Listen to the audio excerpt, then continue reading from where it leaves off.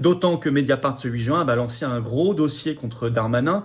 Il savait tout depuis un rapport de 2022, depuis 4 ans. Je cite un extrait. Meurtre de Liana, alors c'est le titre et le chapeau de cette enquête de Mediapart. Meurtre de Liana, un rapport d'inspection détaillé dès 2022 les manquements que Darmanin feint de découvrir. Le ministre de la Justice annonce vouloir faire toute la lumière sur les erreurs qui ont conduit à l'affaire Liana, mais bon nombre de défaillances qui plombent les enquêtes sur la pédocriminalité sont documentées depuis des années dans un rapport confidentiel que Mediapart s'est procuré.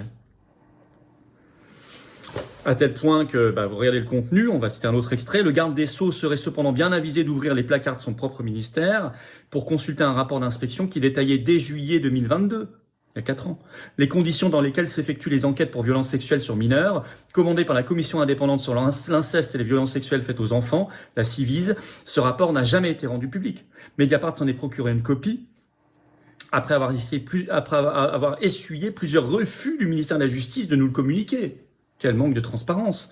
Portant sur l'évaluation des procédures de signalement, enquête, classement et poursuite en matière de violences sexuelles faites aux enfants, cette mission a passé au crible 400 procédures judiciaires de pédocriminalité piochées au sein de 8 tribunaux de tailles différentes, en ressent un constat accablant, à peine atténué par la langue policée des grands commis de l'État.